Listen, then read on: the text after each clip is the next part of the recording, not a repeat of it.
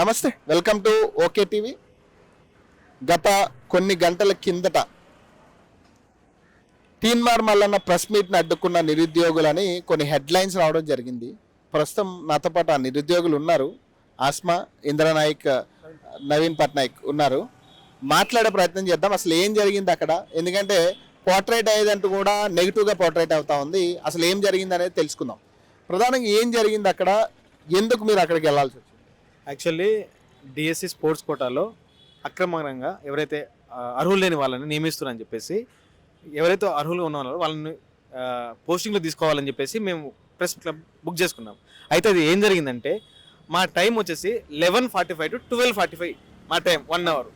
మాకు డబ్బులు లేక అక్కడో 100 ఇక్కడో 50 అడుక్కొని ఒక గంట సేపు ప్రెస్ మీట్ పెట్టుకుంటే మా టైంని కూడా మల్లన్న గారు యూజ్ చేసుకున్నారు. నేను ఎవరైతే ప్రెస్ అధికారులు ఉన్నారో వాళ్ళని అడిగాను, అన్న మాకు టైం అవుతుంది, మరి ఒక అడిషనల్ మాకు టైం ఇస్తారా లేదా అంటే, లేదు వాళ్ళ అధికారంలో ఉన్నారు, వాళ్ళు మాట్లాడుతున్నారు, మీరు ఓపిక పట్టండి. లేదు తమ్మి, నీకు ఒక గంట నెక్స్ట్ టైం ఇస్తా, నీతో మాట్లాడిపిస్తాను ఒక మాట చెప్పింటే మేము ఏం ఫైర్ అయ్యేటోళ్ళం కాదు. అప్పటికీ తీన్మార్ మల్లన్న గారు అన్ని క్వశ్చన్లు అయిపోయినాయి, ఆయన మాట్లాడడం కూడా అయిపోయింది. ఇంకా క్వశ్చన్లు మాట్లాడుతున్నారు, ఏమైనా ఇంకా క్వశ్చన్స్ ఉన్నాయని చెప్పేసి అంటున్నారు. మీరు ఎమ్మెల్సీ, గ్రాడ్యుయేట్ ఎమ్మెల్సీ అంటే మాకు రిప్రజెంట్గా ఉన్నారు. మేము జియో 29 కానీ 46 కానీ రోడ్ల మీద ధర్నాలు చేస్తున్నప్పుడు మీరు ఎక్కడ పడుకున్నారు? మీరు ఎక్కడ ఉన్నారు? ఎక్కడైనా మా గురించి ప్రెస్ క్లబ్లో మీటింగ్ పెట్టారా? మా గురించి ఎక్కడైనా అసెంబ్లీలో మాట్లాడారా? శాసన మండలిలో మాట్లాడారా? ఎప్పుడైనా నీ డబ్బా నువ్వు మాట్లాడుకోవడమే. ఎప్పుడు మా గురించి ఒక మాట కానీ ఎక్కడ కూడా మాట్లాడలేదు. మేమైనా ఏమనలేదు. అన్నా మాకు అన్యాయం జరుగుతుంది, ఇక ఇది మా స్పోర్ట్స్ కూడా అన్యాయం జరుగుతుందని చెప్తే వీళ్ళు బీఆర్ఎస్ వాళ్ళు కవితకి పంపించారు. కవితకు నీకేం పని బీసీ గురించి? కవితకు నీకేం పని బీసీల గురించి? బీసీ డిక్లరేషన్ కాంగ్రెస్ పార్టీ స్పష్టత ఉంది, బీజేపీ చూసుకుంటుంది, బీఆర్ఎస్ సీఎం కేసీఆర్ గారు చూసుకుంటారు. మీకేంటి అవసరము? మీకేంటి అవసరము అని చెప్పి అంటున్నాము. మా గురించి మాట్లాడమంటే మీరు చదువుకోరు, మీకు అవసరం లేదు అని చెప్పేసి వాళ్ళు మమ్మల్ని ఇక్కడ కొట్టారు, మమ్మల్ని ఈడ్చి కొట్టారు, మమ్మల్ని లోపల కొట్టారు. మేము ఏం కూడా మాట్లాడలేదు. అక్కడ కూడా అక్కడ నుంచి వెళ్ళిపోయాము. మల్లన్న మనుషులేనా లేకపోతే మళ్ళీ ఎవరు తెలియదు. అక్కడ మల్లన్న మనుషులే కావచ్చు. మా మీద దాడి అంటే ఈ మా మీద జరిగిన దాడిని యావత్ నిరుద్యోగుల మీద జరిగిన దాడి ఇది. ఎందుకంటే మా ఏదైతే క్వశ్చన్లు ఉన్నాయో మేము అడుగుతున్నప్పుడు మీరు ఆన్సర్ ఇవ్వాలి, లేకపోతే వెళ్ళిపోవాలి. కానీ మా మీద దాడి చేయడం మంచి పద్ధతి కాదని చెప్పేసి మేము మల్లన్న గారిని కోరుకుంటున్నాం. తీన్మార్ మల్లన్న ప్రోగ్రామ్ అడ్డుకోవడానికి నిరుద్యోగులు వెళ్ళారు అనేది ఈ ప్రధానంగా అక్కడ నడుస్తున్న చర్చ. మీరు ఏం చెప్తారు? అదే అన్న, మాకు స్లాట్ బుకింగ్ ఉంది. అక్కడ 11:45 to 12:45 మాకు స్లాట్ ఉంది. డిఎస్సి స్పోర్ట్స్ కోటాలో ఉన్న వాళ్ళు మమ్మల్ని పిలిచారు, అన్న మీరు రండి మా ఇష్యూని తీసుకెళ్ళాలని చెప్పేసి రమ్మంటే మేము వెళ్ళాము. మా స్లాట్ని కూడా మీరే తీసుకొని మీరు మాట్లాడుతుంటే ఇక మేము ఏమని చెప్పాలి చెప్పండి? ఎవరు చెప్పుకోవాలి? మీరు కాంగ్రెస్ పార్టీకి రాజీనామా చేసిర్రు, మిమ్మల్ని కాంగ్రెస్ పార్టీ బహిష్కరించింది. ఎమ్మెల్సీ కూడా రాజీనామా చేయి. ఎమ్మెల్సీ రాజీనామా చేసి దమ్ముంటే ఎమ్మెల్సీ రాజీనామా చేసిన తర్వాత మేము ఎవరైతే ఎమ్మెల్సీ ఉన్నారో అంటే గ్రాడ్యుయేట్ ఎమ్మెల్సీ మేము ఎన్నుకుంటాం. మా తరపున ఎవరైతే గొంతు ప్రశ్నిస్తారో వాళ్ళని ఎన్నుకుంటాం. నువ్వు అందరి గురించి మాట్లాడచ్చు, అందరి గురించి ప్రశ్నించదు, కానీ మీ గురించి మేము ప్రశ్నించొద్దా? మా కోసం మీరు మాట్లాడారా? ఎవరు గెలిపించారు? ఇలా కాళ్ళకు బల్పాలు కట్టుకొని ఇలా కాంగ్రెస్ పార్టీని గెలిపిస్తే, మిమ్మల్ని గెలిపిస్తే మీరు మా కోసం ఒక్క నిమిషం కూడా మాట్లాడారా? మీరు నిరుద్యోగులు కాదంటారా? మీరు దాడి చేపిస్తారా? మమ్మల్ని కేసులు పెట్టిస్తారా? ఖైరతాబాద్ పోలీసు మమ్మల్ని మా మీద కేసులు పెట్టే ప్రయత్నాలు చేస్తారా? ఏం తప్పు చేశామండి? ఒకరికి యూత్ అసలు వీళ్ళకి డిక్లరేషన్ తెలియదు, ఏం తెలియదు. ఒక మంత్రి 10,000 అంటారు, ఒక మంత్రి 60,000 అంటారు, ఇంకో మంత్రి 70,000 అంటారు. ఏడొచ్చారు ఉద్యోగాలు? అంటే నిరుద్యోగులు ఏమన్నా తెలిదొక్కలా కనబడుతున్నారు వీళ్ళకు. కాబట్టి మా మీద దాడి జరిగితే ఇది యావత్ తెలంగాణలో నిరుద్యోగుల దాడి జరిగితే చెప్పేసి కోరుతున్నాను. నువ్వు చెప్పమ్మా, అంటే ఏం జరిగింది అసలు? అక్కడ ఏం క్వశ్చన్ చేశారు మీరు? మేము వెళ్ళి ఏం క్వశ్చన్ చేసినామంటే మా టైమింగ్స్ కూడా వాళ్ళే వాడుకుంటున్నారు. పైగా ఇక్కడ మాకు టైం ఎక్స్టెండ్ చేయట్లేదు. ఇంకొకటి ఆయన మాట్లాడే క్రమంలో ఎక్కడ కూడా నిరుద్యోగుల గురించి మాట్లాడట్లేదు. కేవలం బీసీ రిజర్వేషన్. ఎవరి కోసం బీసీ రిజర్వేషన్?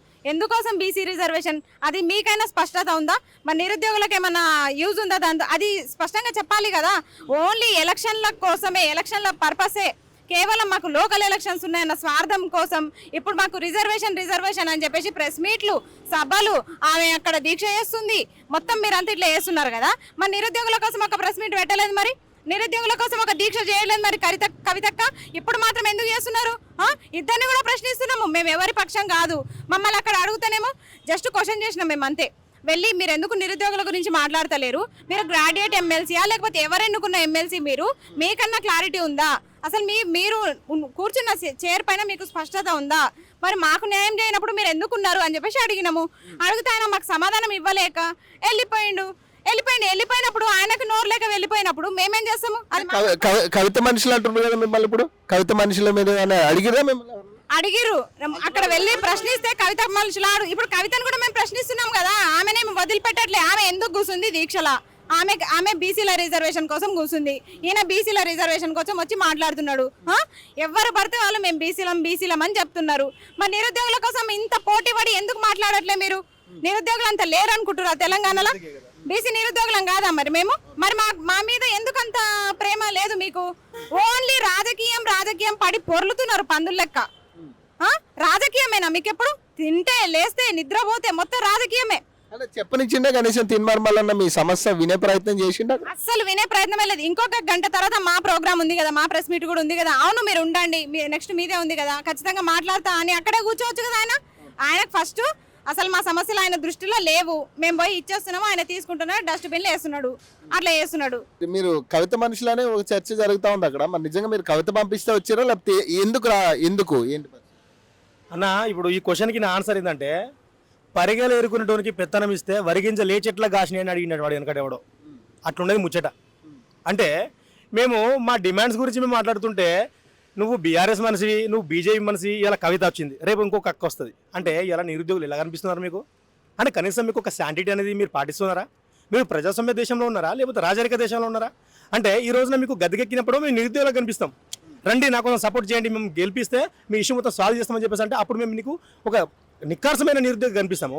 అదే నువ్వు అధికారంలోకి గద్దెక్కిన తర్వాత మా సమస్యల గురించి నిన్ను మేము ప్రశ్నిస్తే అప్పుడు మేము బీఆర్ఎస్ వాళ్ళము, బీజేపీ వాళ్ళము, బీఎస్పీ వాళ్ళము అట్లా కనిపిస్తాం. ఎలా కనిపిస్తున్నాం మేము? ఇప్పటిదాకా చాలా మంచి రెస్పెక్ట్ ఇచ్చి మాట్లాడినా. సో కాబట్టి వీఆర్ క్లియర్ అబౌట్ ఇట్. మేము ఎంత నిక్కసుకున్నామంటే మా సమస్యలతో పోయినాం మేము అక్కడికి. మేము నిజంగా మరి అట్లా అనుకుంటే మేము జాగృతి అని చెప్పేసి ప్లకార్డులు పెట్టాలి కాడ. మేము ఏం పెట్టినాం అక్కడ? డిఎస్సి వాళ్ళకి స్పోర్ట్స్ కోటాలో అన్యాయం జరుగుతుంది, నీ దగ్గరకు వచ్చి ప్రశ్నిస్తే నీ దగ్గరకు వచ్చి క్వశ్చన్ అడుగుతున్నావు, ఏమన్నావు?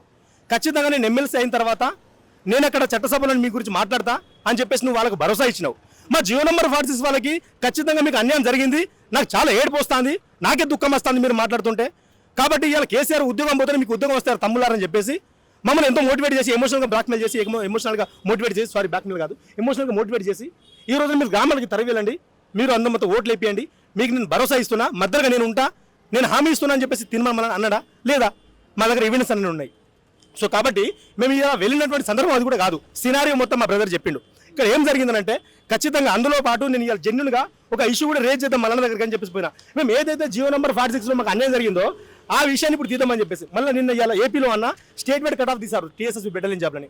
అంటే మన కాడ పోలీస్ చైర్మన్ ఎవరైతే ఆంధ్ర వ్యక్తి ఉన్నాడో వివి శ్రీనివాసరావు గారు, ఏపీలోనేమో స్టేట్ వైడ్ కట్ ఆఫ్ ఇచ్చిండు ఆ టీఎస్ఎస్ని, మన రాష్ట్రంలో డిస్ట్రిక్ట్కి ఇచ్చి మా మెరిట్ అభ్యర్థులకు ఒక పెద్ద శాపంగా మారింది. కాబట్టి అన్న మరి ఇది మాట్లాడండి అని చెప్పేసి, మీరు ఒక హోదాలో ఉన్నారని చెప్పేసి మేము అడగడానికి, అది కూడా అడగడానికి మేము వెళ్ళలేదు. మేము డిఎస్సీ వాళ్ళ అభ్యర్థుల కోసం పోతే ఇక్కడ కనబడ్డాడు యాదృచ్ఛికంగా, అరే మల్లన్న అయితే ఉన్నారు కదా, ఆఫీస్కి అయితే కలవట్లేదు, ఇప్పుడు ఒక హోదాలో ఉన్నాడు కాబట్టి మనకు అంత ఈజీగా అపాయింట్మెంట్ వస్తలేదు కదా, సో అడుగుదామని చెప్పేసి ఆయన ప్రసంగించేటువంటి మొత్తం పూర్తయిన తర్వాత అడిగాం తప్ప అతను అడ్డుకోవాలని చెప్పేసి ఉద్దేశం పోతే ఆయన ప్రసంగిస్తుండగానే మేము వెళ్ళి అటాక్ చేసేవాళ్ళం. తప్పు అని చెప్పేసి ఆయన ఒక ఎమ్మెల్సీగా ఒక హోదాలో ఉన్నాడు, మనం కూడా గౌరవం ఇవ్వాలని చెప్పేసి ఉద్దేశంతో ఆయన ప్రసంగం మొత్తం పూర్తయిన తర్వాత లాస్ట్కి క్వశ్చన్ అవర్ ఇచ్చారు. ఆ క్వశ్చన్ అవర్లో కొంతమంది జర్నలిస్ట్ మిత్రులు కూడా క్వశ్చన్ అడిగారు, ఆ క్వశ్చన్లకు సమాధానం ఇచ్చిండు. ఇంకా తర్వాత ఇంకా ఫ్రీ కదా అని చెప్పేసి మేము ఆవేదన వ్యక్తం చేసినాం. అన్న ఎన్నోసార్లు మీ దగ్గరకు వచ్చాము, మీరు ఎమ్మెల్సీ కాకముందు ఏదైతే తీన్మార్ మల్లన్న అని చెప్పేసి వార్తలు చదువుకున్నారో మీరు ఇప్పుడు కూడా ఎమ్మెల్సీ అయిన తర్వాత కూడా మీరు అదే వార్తలు చదువుతున్నారు తప్ప మీలో చేంజెస్ అసలు మాకేం కనిపిస్తలేదు. సో నువ్వు ఎలా ఉండాలి ఒక అధికారంలో ఉన్నప్పుడు? మరి ఈ రోజున బీసీ వాళ్ళకి 42% రిజర్వేషన్ కావాలని చెప్పేసి నువ్వు నిలదీస్తున్నావు. ఇక్కడ రేవంత్ రెడ్డి నిలదీస్తున్నావు, అక్కడ నువ్వు పిఎం నరేంద్ర మోడీ నిలదీస్తున్నావు. మరి మా హక్కుల కోసం మేము నిలదీయద్దా? మేము ఆల్కైతే బ్యాచ్ అనుకుంటున్నావా? మేము నీకు తెలియదా? నీ దగ్గర మేము రాలేదా? మా దగ్గర ఎవిడెన్స్ లేవా? యూట్యూబ్లో క్లిప్స్ లేవా? నీ దగ్గర ఏడ్చిన వీడియోలు లేవా?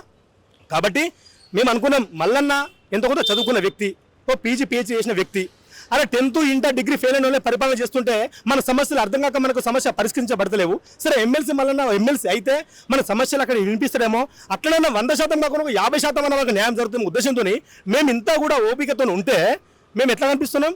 తెలంగాణలో ఉండే ప్రతి బిడ్డ కూడా పౌరుషంతో ఉంటారు, ఓపిక నశించిందంటే ఎవరైనా అట్లా తిరగబడతారు. మేము ఆయన కూడా మేము తిరగబడలేదు, మా ఆవేదన మాత్రం వ్యక్తం చేసినాము. కాబట్టి మల్లన్న గారు దయచేసి మేమైనా దుష్ప్రచారం కనుక మా మీద వస్తే మాత్రం మీరు దాన్ని మాత్రం ఏకీభవించద్దు. ఎందుకంటే మేము ఒక పెద్దన అనుకునే మిమ్మల్ని ఇలా మేము క్వశ్చన్ చేసినాము, మా గురించి ప్రస్తావించని చేయండి. నువ్వు మన అదేంటిది బీసీ రిజర్వేషన్ గురించి మాట్లాడుతున్నావు, ఆ మాట్లాడే క్రమంలోనే మా గురించి కూడా మాట్లాడు. మన నిరుద్యోగులకు ఎక్కడ 70,000 ఉద్యోగాలు ఎక్కడ ఇచ్చారయ్యా? అందరూ ఎస్ఎస్టీ బీసీ బిడ్డలమే కదా. మరి కాబట్టి ఇప్పుడు ఇలా ముఖ్యమంత్రి గారు కానీ ఐటీ మినిస్టర్ శ్రీరామ్ సార్ కానీ 60,000 ఉద్యోగాలు ఇచ్చాము, 70,000 ఉద్యోగాలు ఇచ్చామంటే మరి ఒక్క క్వశ్చన్ ఎందుకు అడుగుతలేవు? మనం ఎక్కడ ఇచ్చినాము? మనం వచ్చి 2 సంవత్సరాలు అవుతుంది కదా, నువ్వు ఎక్కడ ఇచ్చినావా, ఎందుకు ఆ రకంగా మాట్లాడుతావు అని చెప్పేసి ఎందుకు కౌంటర్ ఇస్తలేవు? వేరే వేరే విషయాల పట్ల వెంటనే స్పందిస్తాడు. ఆ రోజు సోనియా గాంధీ ఏదో లెటర్ రాసింది, ఇతను నేను రాలేకపోతున్నాను, దానికి ఏమో నాకు ఒక ఆస్కార్ అవార్డు, నోబెల్ ప్రైజ్ అని చెప్పేసి మాట్లాడిన కౌంటర్ వేసినావు. మరి మా గురించి ఎందుకు మాట్లాడతలేవు? ఆ బాధ వ్యక్తం చేయడానికి పోయినామన్నా, అంతే తప్ప వేరే అన్యత భావించొద్దు.